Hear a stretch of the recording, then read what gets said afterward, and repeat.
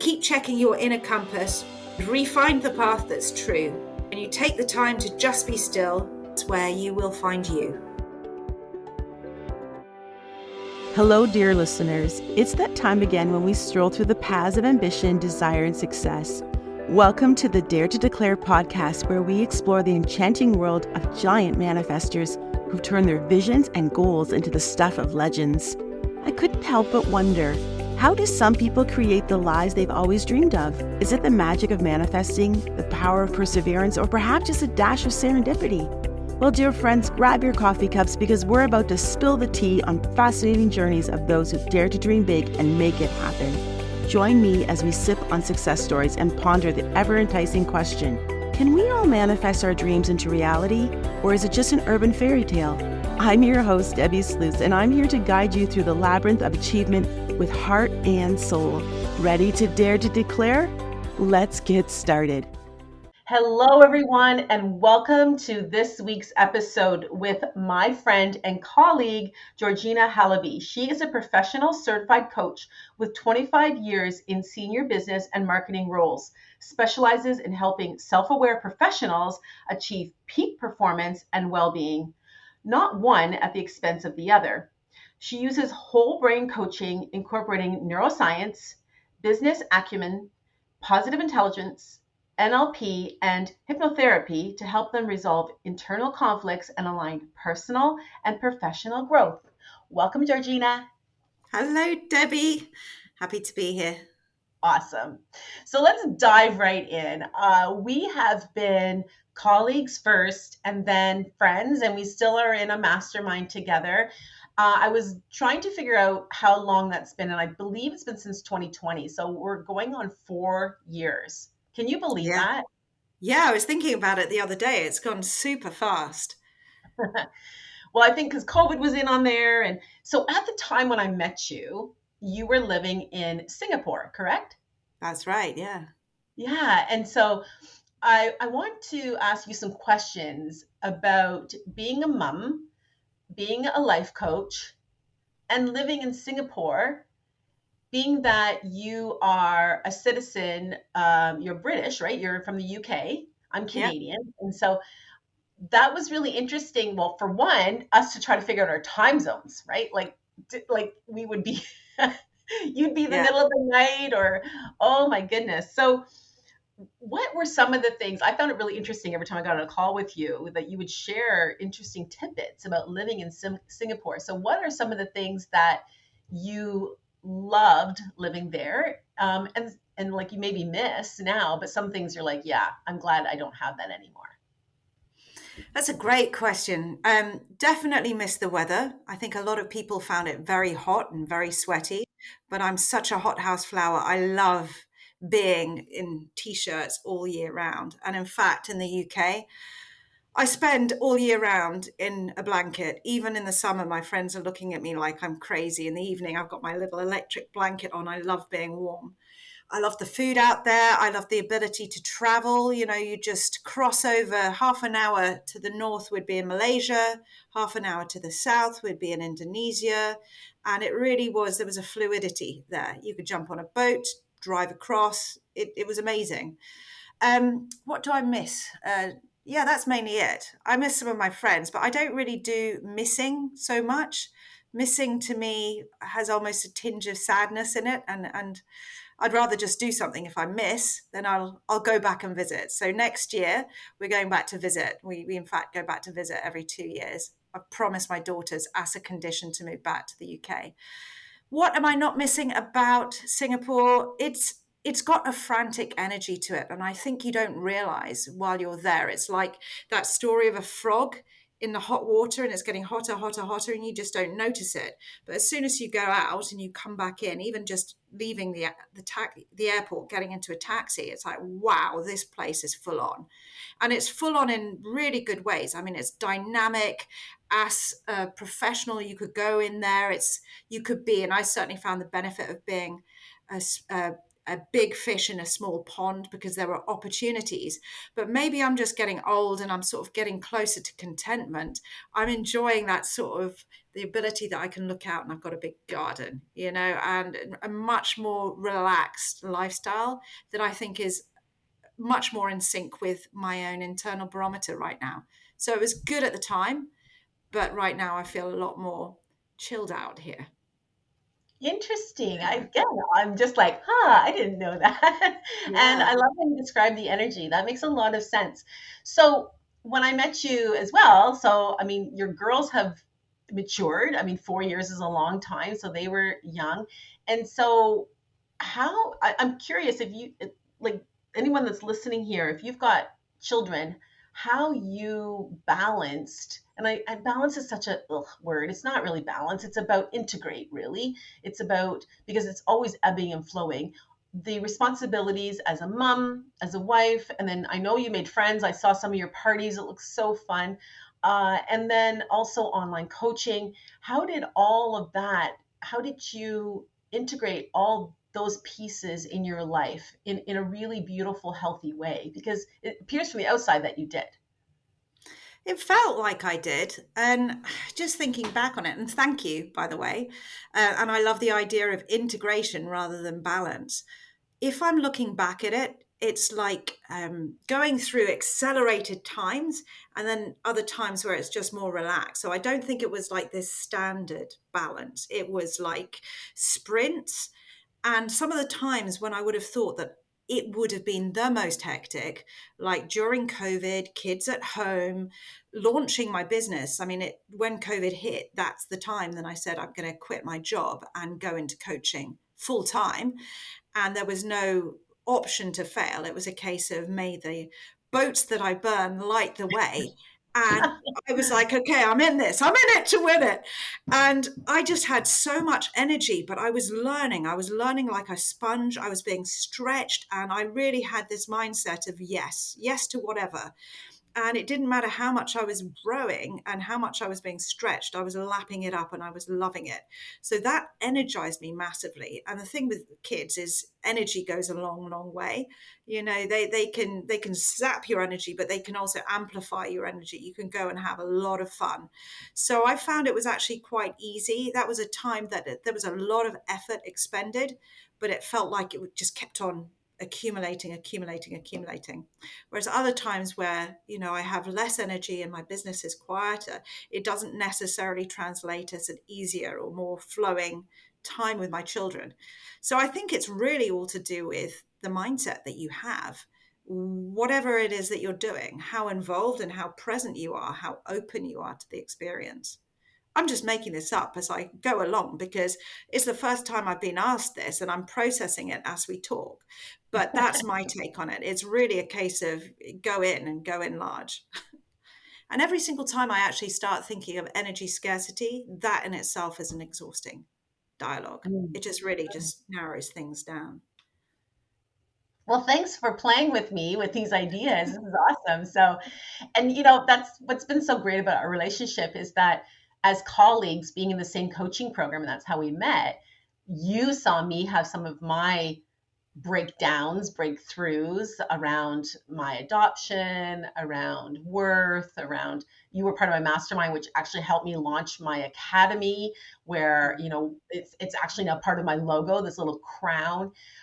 So would you be willing to talk about some of the breakthroughs that you had in those days? Because I think someone who's listening here, to make that connection between you and I as well, is we talk about like what was maybe holding us back, but now you're on the other side of this and you're manifesting and you've created this beautiful life for yourself and your family. What were some of the breakthroughs that you had?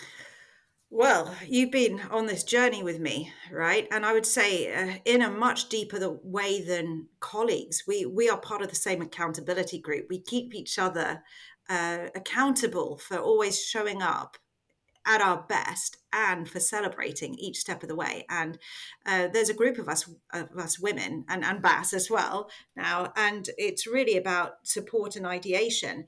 And one of the things that I remember you particularly helped me with, Debbie, because I was going insane at one point because my daughter was being very, very confrontational. In fact, she's always been very confrontational. And you, with your infinite compassion and tact, just asked a very powerful question, which was, has she seen anyone about that? And I was like, about what? I didn't even realize it was anything to diagnose. And you started us upon the path of researching ADHD and understanding where her opposition defiance disorder comes from. And really, this insight that I, as a parent, have to show up and meet her where she's at rather than expecting her to go and change to fit in the world because she's busy doing that with the rest of her day at school and so forth. So that was part of my own personal journey. As a parent, it wasn't about imposing my idea about how she should be or about labels or about fixing her. It was very much a case of opening myself up to listening and to learning, because my daughter, my oldest daughter, has so much self-awareness that I'm learning from her, right? And I could have all the tools in the world. She's not going to listen to me. I mean, my clients pay me for this stuff, but she's like, you don't know anything. What do you know? Hypnotherapy is just rubbish, blah, blah, blah. You know, she's enjoying the fruits of the world that I've manifested, this lovely new house, everything else on the vision board, but that's okay. So the next stage for me is don't tell, show. Don't tell, show. So that's one of the things that opened up for me on a personal front. On the professional front, oh my God, where do I start? I mean, I think I came from a background where I could sell ice to an Eskimo. My job was to go in and help businesses set up in Asia and establish themselves, establish their products, which was marketing technology, create partnerships, launch into market, to go out, win the new business, then to go and manage the new business. And it was literally many, many different things. So I could sell anything to anyone, but try doing that as a coach with your own coaching business. All of a sudden, it's super confrontational because you've got all of this imposter syndrome narrative going up with who's going to buy this? Who's going to trust you? And it's a case of the process that we went through, which was really looking at our own self-worth. I love that expression that one of our teachers told us, our self-worth is our net worth. And really just being able to get ourselves out of the way so that we could powerfully serve. Because we all have this unique gift, right? We just stop ourselves over and over and over again. Self-doubt, it's just so debilitating.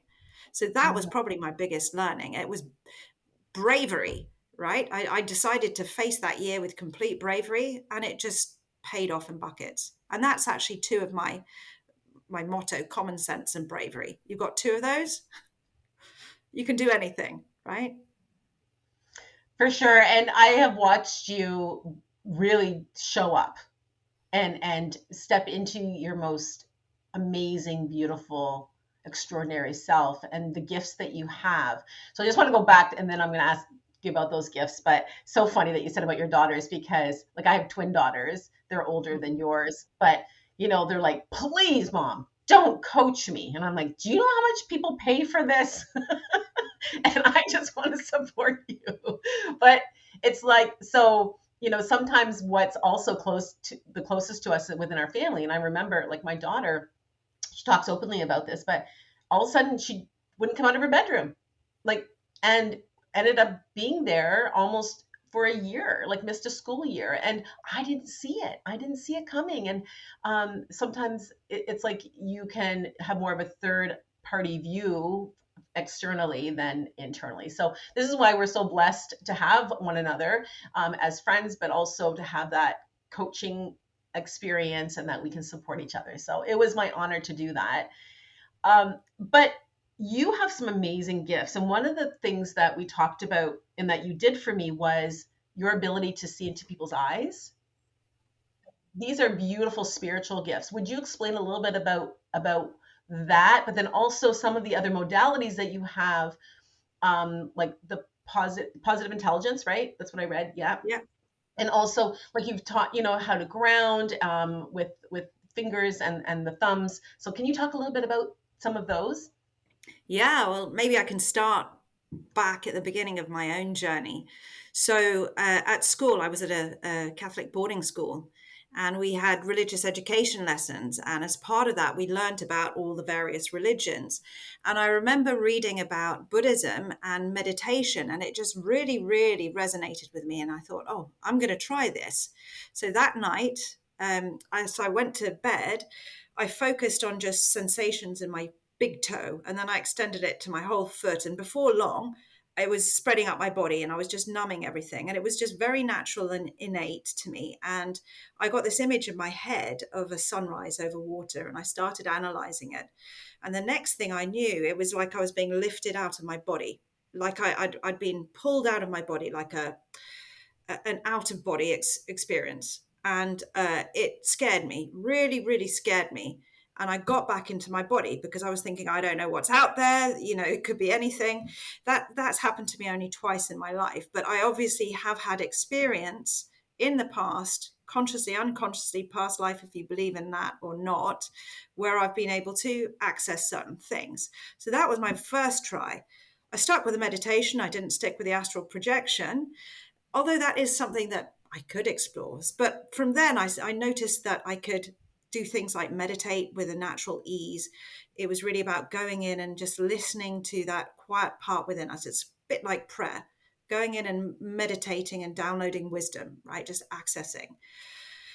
I tried hypnotherapy at the age of 16 as well. And I was hypnotizing all of my school friends too. And so I don't know, I was just like, let's try this. And I could do it. And I would hypnotize using my eyes. You know, look into this eye, you're relaxing, and it would work. In fact, it would work all the time.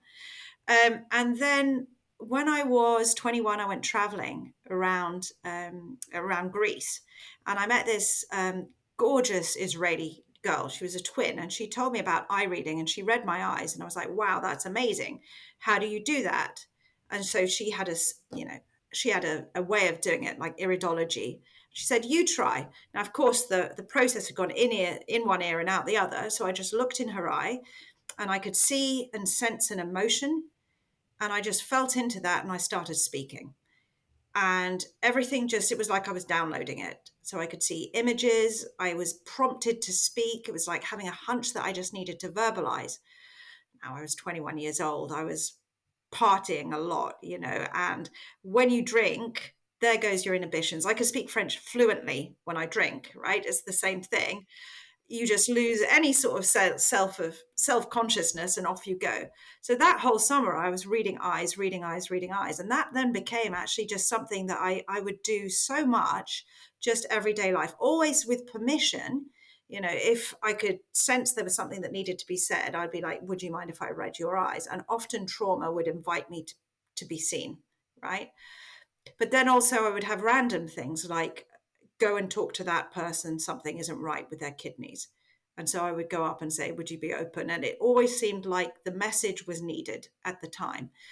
Then I moved to Singapore back in 2003, and the whole thing just shut. It was like I had no access to it whatsoever. And I thought maybe it's to do with Singapore, the energy, but it wasn't. It was actually, I traced it back. It was to do with a hypnotherapy session that I had by somebody training to be a hypnotherapist. And they did a past life regression on me. And it stuck me in a cycle of trauma that I was so frightened of my energy, so frightened of my power, that it shut me down. It shut me down for 21 years. Wow. And then it took another coach to turn around and say, I see you, stop playing small. And I'm like, okay. So I did the work and it's back, but I don't do it as much as I should. Most people don't know about it. In fact, that's not true. All of my friends in England who I've grown up with just see that as a natural extension of me. But as a service, I don't really do it. That's not a conscious thing. I should. I'm declaring it. There you go. You heard it here. So reach out to Georgina because she is just amazingly talented and yeah. So okay, carry on. Sorry. Yeah. And so, during those 21 years where I couldn't access this innate spirituality, what do? How do you fill that suddenly empty part of your heart that was so used to being able to connect at the deepest level with other people? I mean, when you look into somebody's eyes, there is a reason they say it's a mirror to your soul. People trust you. with so much that's inside. So I approached it with logic, right? I went and studied Buddhism for 4 years, applied meditation, the meaning of reality and all of that. And it went full circle back to the heart, right? Just a case of I know this, I knew this intuitively, but it was a hell of a ride. And then I sort of did my hypnotherapy qualifications. But that was kind of what I needed to have the two sides, right? You need to have the intellect, the left brain, but you also need to have this, the spiritual, the right brain, which is why I've kind of talk about whole brain coaching, because I think I can talk and I can work with any client. They could be hyper rational or they could be super spiritual, and I can meet them where they're at. It's just whatever serves them best. I've got the tools for. And so we're going to go into the other modalities that you offer, but as you're speaking about the eyes, there's something like there's like centers in the United States, like in Detroit, I think, where again, I don't have all the facts here. I'm just going to, somebody can correct me, send me a message. But it's like science. They look in your eye and they can see scientifically, like you said, like if there's problems with internally with that, like you've got disease or there's something that's not functioning, and it's all with the eye. Um, Iridology is like reflexology, but within your iris. Yeah, it's yeah, amazing. yeah, it is. Yeah. So it makes so much sense what you're speaking that you can actually see that with your eye and your heart and your being and your energy. Yeah. Amazing. Okay, so carry us through now. So you had that. You were 16. I'm I'm trying to picture you in high school doing this, like with your friends. I have such a funny story about that, right? There was this girl who was she was so boarding school, right? She was in one of the rooms down further down the hall from me, and she wanted to be hypnotized. So I hypnotized her, and I knew I had some oranges in my tuck box, and I said, "You're going to develop a real craving for oranges," right? I was thinking, give her some vitamin C, knowing that she'd come to me and I'd give her oranges, and then sure enough, later there's a knock on my door, and she's. Don't suppose it's really odd. I've just got this biggest craving for oranges. Yes, I do. So I opened up my tuck box, but the girl on the other side had been in and raided my tuck box. There was no oranges, and I felt so bad. I felt so bad. She still teases me, to this day, but she was absolutely fine. It was a case of, oh, okay. But she didn't know where that came from. But to me, I stopped hypnotizing from the age of 22 until I was properly qualified, because I thought you're accessing people's unconscious minds. You have to be really super responsible for that. And I was frightened that I'd do something wrong or implant something wrong. But you know what? Looking back on it, I think I've wasted that time. Wasted, I'm going to hold myself to that. I didn't waste that time. But I don't think I needed to have that fear, because I was intuiting and I was always very, very respectful and considerate. And the way that I asked things weren't ever to implant anything or to do anything negative. When you hypnotize people, you naturally allow them to access what works best for them. So it's like this incredibly respectful approach where you allow them to guide themselves. You're kind of just working on the side to orchestrate that. So I think I intuited that already. Even though I did my hypnotherapy degree, a lot of it was a case of just validating all of this stuff that I already knew. It's really weird. And I know that there is this whole load of knowledge that we're born with, that we can access, that we can download. It asks so many questions. But to me, it's a case of we can access all of this infinite wisdom, when we just still our mind and try. I Yeah. love that. When we came on just before our recording here, I asked if you were praying, but you were saying you were still in your mind to even come into today. So Yeah. this is a lady that, like, you are someone that I trust and deeply, and I will agree. Like, you always are very invitational, very respectful. And you're right. This work is very powerful. And I have also been on the receiving end where I didn't give permission, and all of a sudden it went really deep, really fast, and I was like, "Whoa! Like, time out, time out! I need to check out of this because this isn't what I signed up for." And with you, I've always felt like I've been in such good hands, and so I really appreciate that about you. That you have the Oh, knowledge, but also yeah. you've tapped into your inner wisdom and what you already knew at that 16-year-old self. and that beautiful soul that you were doing that with your friends, but now having also all of the training behind you as well. So Yeah. And I remember you saying, Debbie, at one point, there is tension within me because I think if you come from a Christian background, that this can be seen as maybe unholy or, devil's work. It's never felt like that. It's always felt light work, as if it's being right. channeled or gifted, and who am I not to express that? So, yeah, I think we're all on the same path doing the same thing. It's all different fingers pointing at the same moon, right?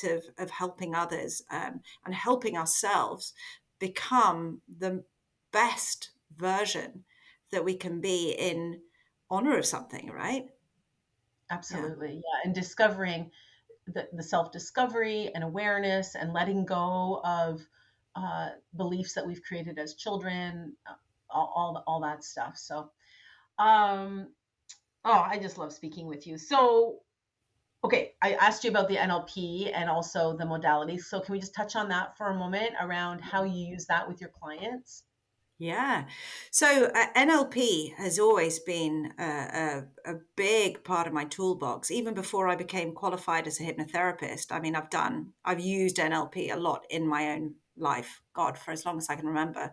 Even hypnobirthing my two daughters, right? It's so What did you say? useful. Hypnobirthing my two daughters. So No birthing. yeah, so you basically go into meditation and there's no drugs and it's just easy, comfortable, relaxed, you're conscious. There's a lot of challenging your own beliefs beforehand, a lot of working and visualizing so that when it came to having my two daughters, it was easy, comfortable, relaxed, quite joyful. I had gas and air, that was fun, but I was still very focused and trusting of my body. I was out of the way. It was a case of my body knows exactly what it's doing. I'm trusting it. I'd visualized it, and in fact I slept through all of my contractions. I woke up during the contractions, and the only way I knew it was time to go was because I was in the same Kate Bush song, and it was a case of, right, let's get us downstairs. So NLP is the art and science of excellence, the art and science of modeling best behavior, fearless behavior, uh, best practice behavior, right? That could be anything from having a relaxed birth to showing up in a really powerful way for an interview, or in the most loving, intentional way in your relationships. Okay. It's just really understanding what that best practice is and getting very intentional about modeling it. Yeah. So that's NLP. And I use it with my clients in a number of different ways. It could be something like, in fact, do you want to try it? Should we just do a little 2-minute Sure, NLP exercise now? sure, sure. All right. So I want you to think of something that you might be struggling with at the moment, something that's a challenge. It could be anything at all in any domain of your life. Okay. Yeah? All right. Now, what I want you to do, Debbie, is close your eyes and we're going to time travel. We're going to go all the way into the future, and you're going to meet your wiser elder self. And she is sound in mind and she's healthy in body. And I want you to just notice everything about her, how she holds herself, what she's surrounded by. Just notice the energy that she gives out. And I want you to notice how when she sees you, she just smiles, she brightens up because she knows your challenge. She's already been there, done that. She's got the benefit of hindsight. And I want you to ask her, what advice would you give me right now with this challenge in mind? And just listen.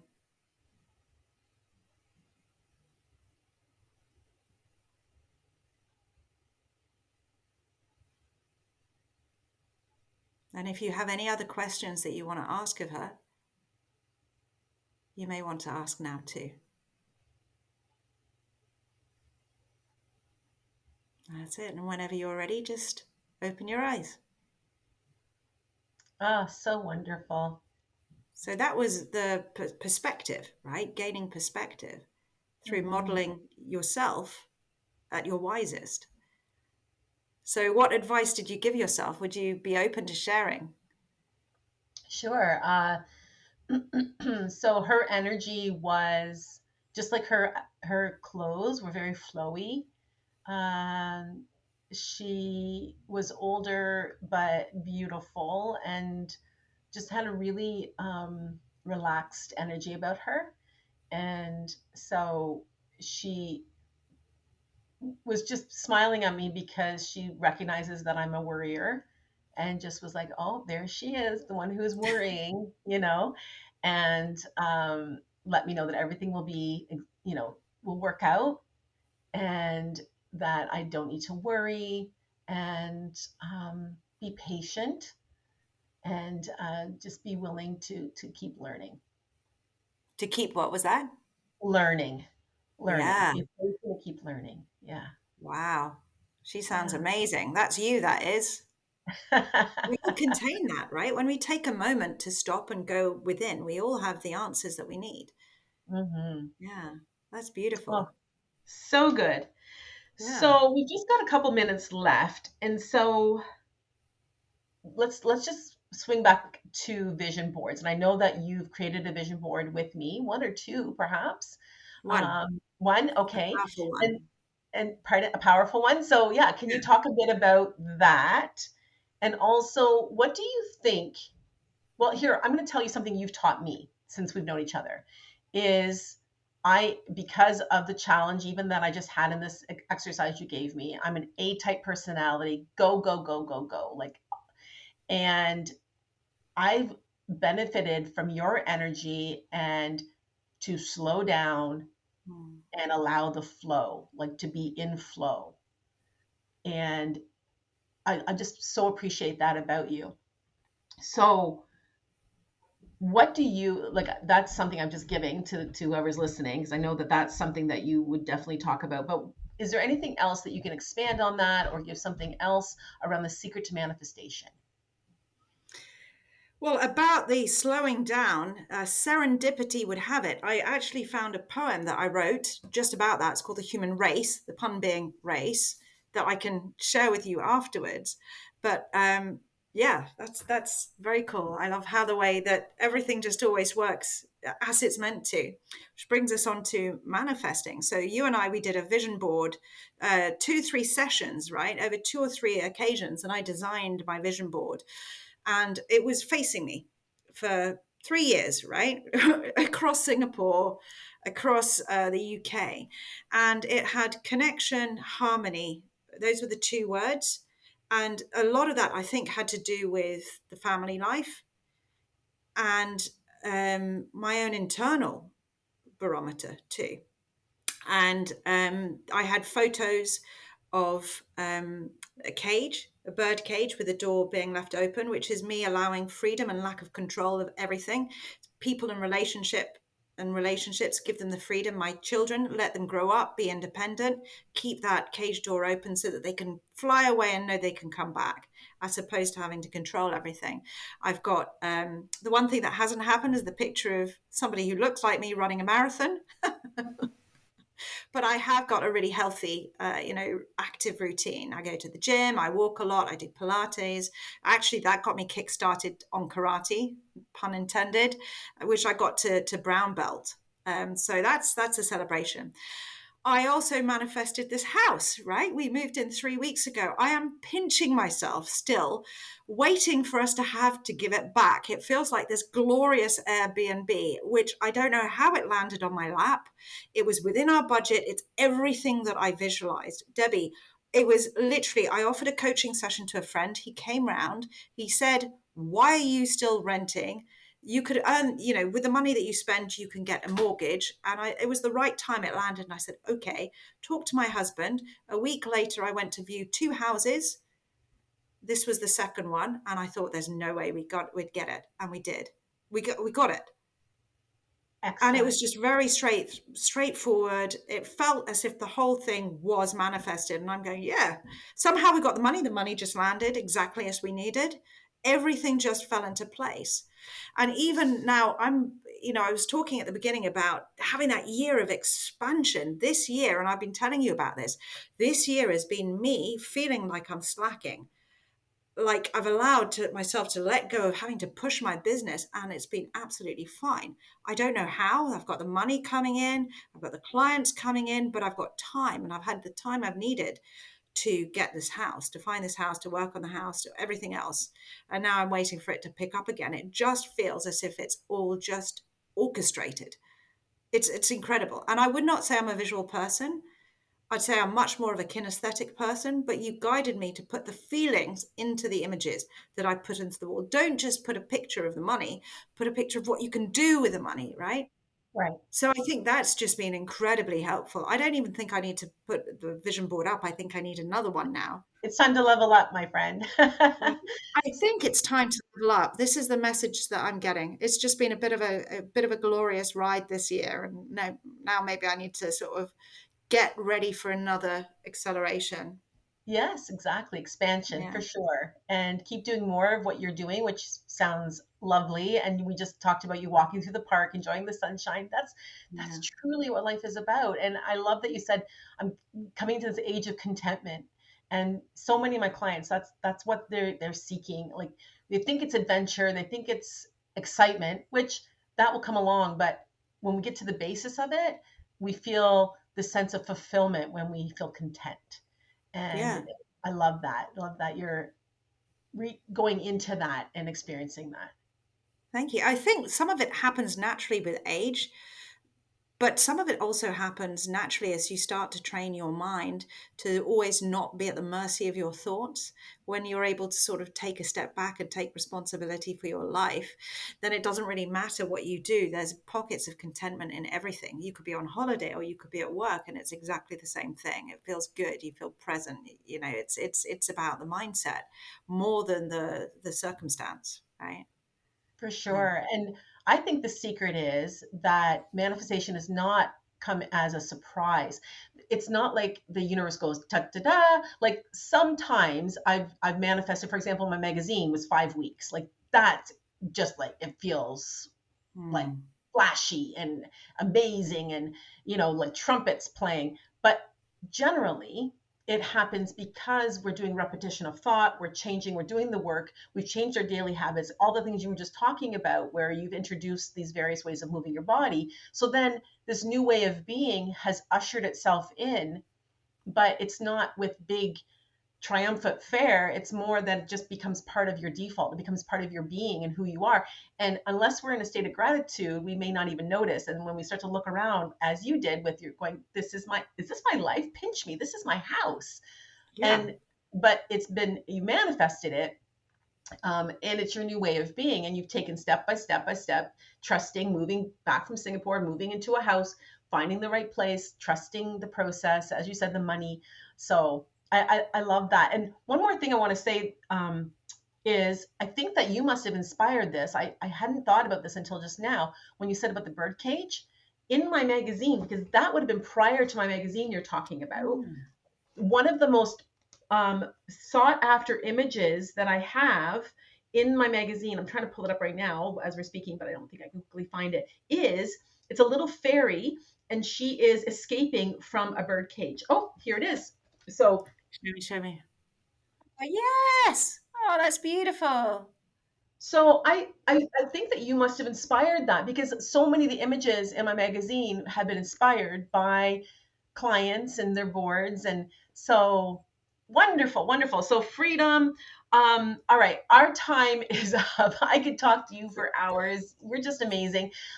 Anything that you can leave with someone that's listening that's maybe thinking that they would like to be a light bringer in this world? They feel that they've got a gift that they're wanting to support other people. What's some advice that you could give? Trust yourself. Hmm. Trust yourself. Yeah, that's it. And Debbie, did you want me to send you the poem that I mentioned? Oh, please go ahead. Let's finish off Yeah. with that. Yes, please. Okay. All right. So the poem that I mentioned, which is all about how we navigate the franticness, it's called "Ode to the Human Race." Do you ever feel life just rush by and you can't keep up the pace? It's a constant swirl of activity. That's just the human race. The finish line is arbitrary, the rules are self imparted, and even if you win the race, you forget just why you started. Take a moment to just slow down. Take a breath for orientation. If you enjoy the people and the path, then you've reached your destination. It's put my teeth back in. It's easy though to just forget. It's human to go astray. Know that activity for activity's sake will never be the way. So keep checking your inner compass and refine the path that's true. When you take the time to just be still, that's where you will find you. That's so beautiful and perfect. It just summarizes everything we've been talking about. Did you write that? Yeah. Oh, Georgina, you continue to amaze me with your talents. Oh, thank you. Yeah, I wrote that about 3 years ago. I found it and I was like, oh, okay. We always write our own messages, right? That we need to hear at the time. For Yeah. sure. And yeah, amazing. Well, thank you so much. How can people get a hold of you and get in touch with you? So you can, or they can reach me on georginahalabi.com on my website. And that links into my LinkedIn, my YouTube, my Facebook. And I invite anyone who is interested to have a free chat with me. You can book it on my website, or if you want to have a discovery call. My key area of coaching is about overcoming self-doubt and stepping into confidence, right? It's all about stepping into your full potential. So, yeah, feel free, reach out. I'd love to hear from you. Anyone who is a fan of Debbie's, I'm a fan of, and yeah, would love to help. Amazing. Thank you for being here, Georgina. I adore you. And thanks so much for sharing your talents today so freely. And everyone that's been listening, I know that you've gotten at least a few golden nuggets here today. And please take Georgina up on her offer to connect with her. You won't be disappointed. Take care of you and cheers. Today, we've delved into the realm of manifesting giants, exploring the power of declaring our desires to the universe with unapologetic boldness. But before we bid adieu, I have a little something special to share with all of you dreamers out there. Introducing the Dare to Declare Vision Board magazine and online DIY Vision Board course, your ticket to manifesting greatness in style. Picture this. Flipping through pages filled with inspiring images, empowering quotes, and step-by-step guides to help you create the vision board of your dreams. Whether you're yearning for that spacious condo with a view or a love that sets your soul on fire, our magazine is here to guide you every step of the way. Dive deep into the art of manifesting with our exclusive online DIY vision board course. Led by manifesting expert, yes, yours truly, and seasoned dreamers. This course will teach you the ins and outs of creating a vision board that speaks to your heart and soul. So what are you waiting for? Join the ranks of the manifesting giants and dare to declare your wildest dreams to the universe.